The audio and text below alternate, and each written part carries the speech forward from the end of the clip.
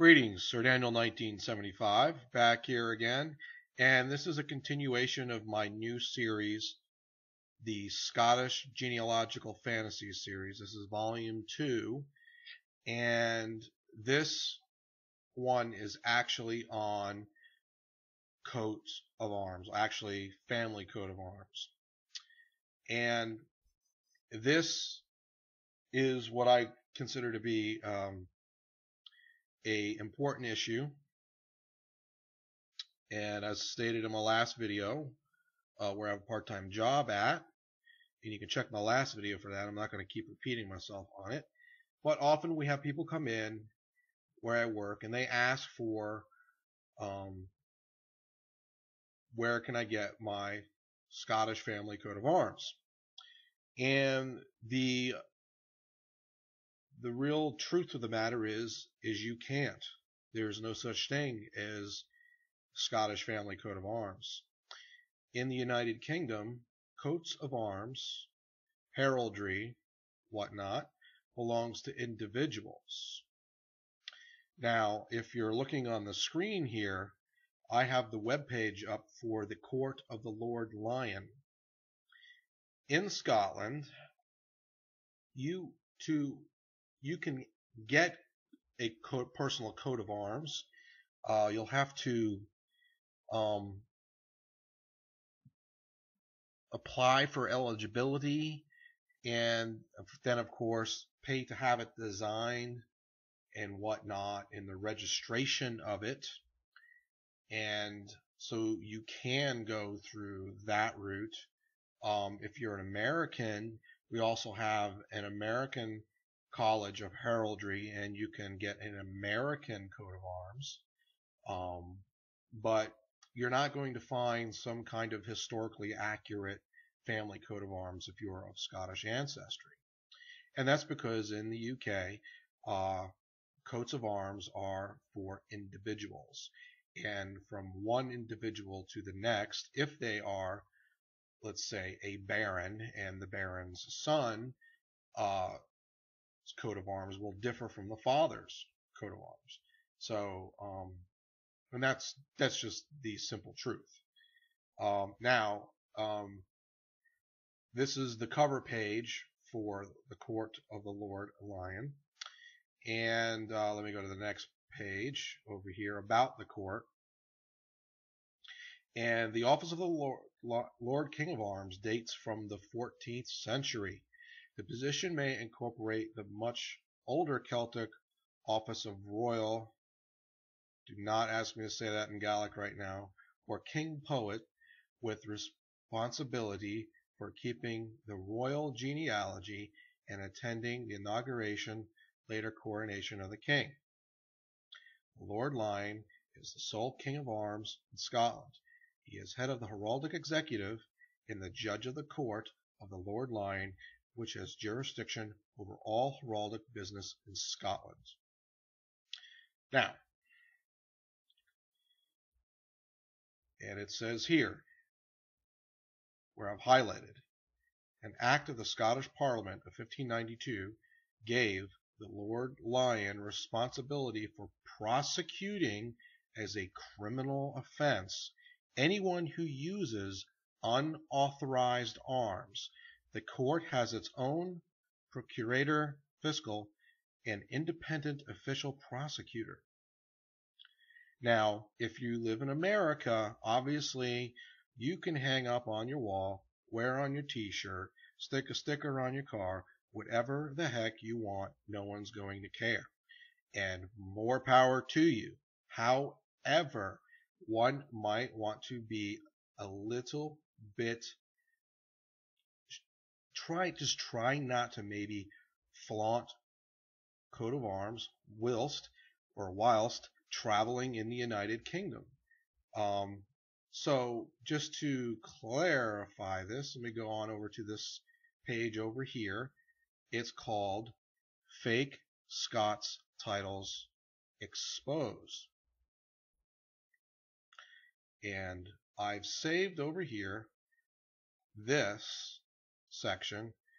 This is one of the following pages on that web page. And fake laird jailed for 9 years.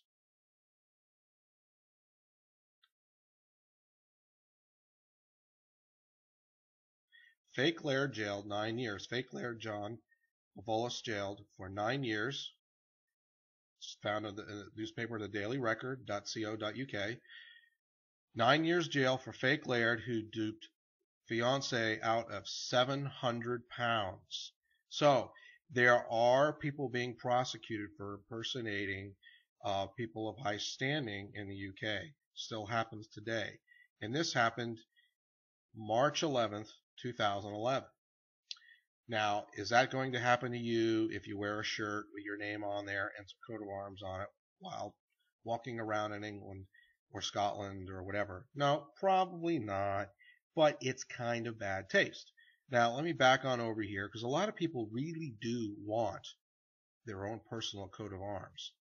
So I went back to the Lord Lyon Court page, and here's a page on the history of the arms.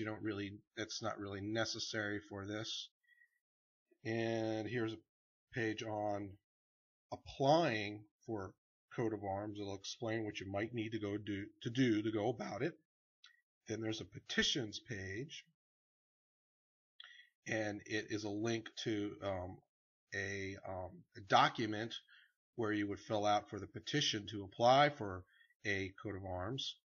And then if you come over here on this page, and this is the page called Scale and Fees, and this page has everything broken down as to what you will probably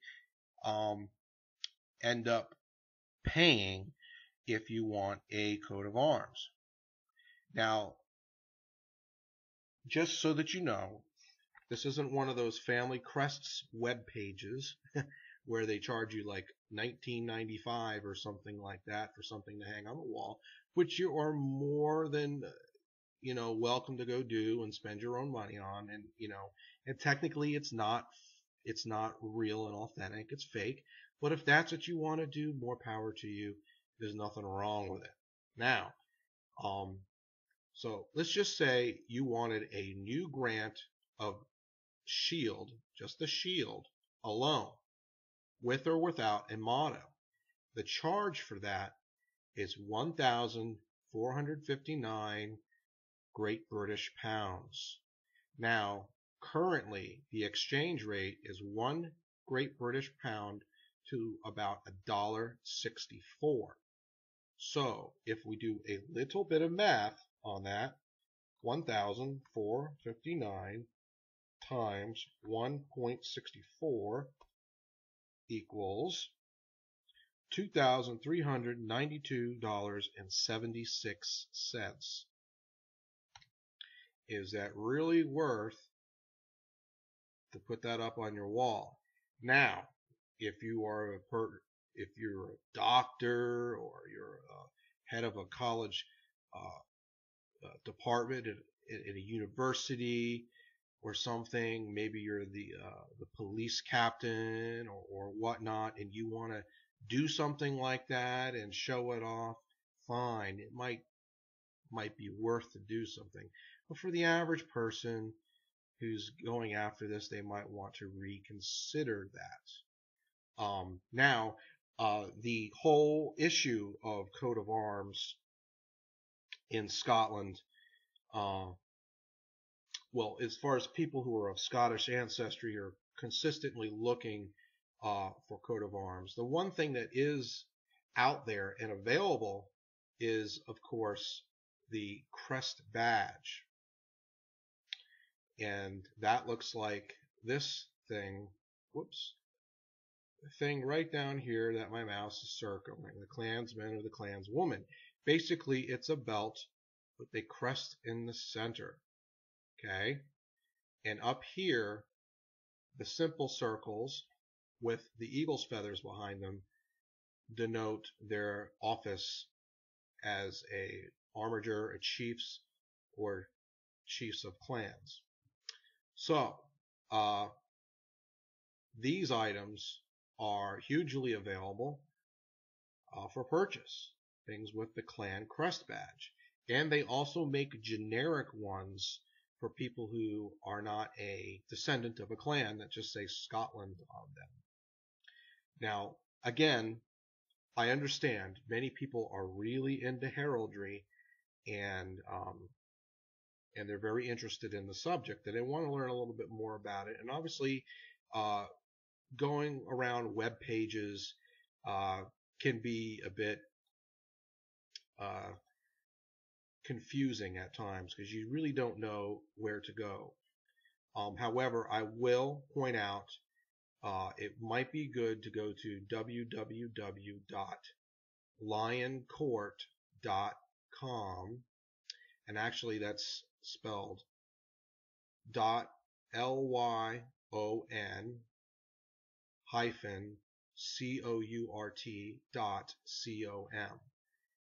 That would be a good web page to go to if you're of Scottish ancestry and you're interested in heraldry. If you're wanting to learn a little bit about some of the scams that are out there that people have fallen for, or people that have done to others and claim to be this or that and have been punished for it, a good web page is Fake Scots Titles, or Fake Scots Titles Exposed. Got a little tongue-tied there. And that web page is www.scotstitles.com, scotstitles.com. Good little web page. It's free to join. I have joined it, and I forgot a couple years ago, and I forgot what my login information is. But you can still go through the page and look at what's on there. And then, of course, if you're really interested in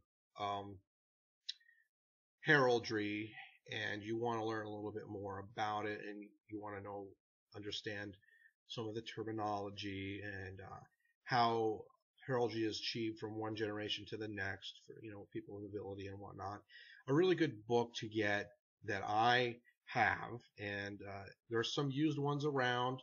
Do not try and buy some of the new ones. Some of the new ones are going for over $100, but just get a used one. You'll get them for around $5-something or whatnot. But anyway, the book is called The World's Encyclopedia of Flags and Heraldry, and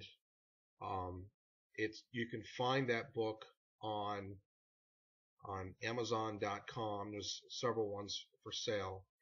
It's just a really great book. Anybody that sets their hands on it and takes a look through it, they must have it. In fact, the copy that I have is my second copy. My original copy was lent to someone and I never got it back. Obviously, who would want to part with it? I can't believe that I even lent it out in the first place. But anyway, it is a very good book, and I strongly recommend it. And actually, what's interesting is I believe the book might have been put out by Barnes and Noble. I'm not sure on that, but that is where I got my first copy, and it was in the bargain bin. So one thing to check out. So as I was saying before, the basic honest to God truth, if you're after a family coat of arms and you are of Scottish ancestry, I'm sorry and sad to say, but you really don't have one. But you can get a coat of arms if you want. You're just going to have to pay for it, and it's gonna cost you several $1,000s to go about it. I hope that this was informative, and I'll catch you all on the flip side.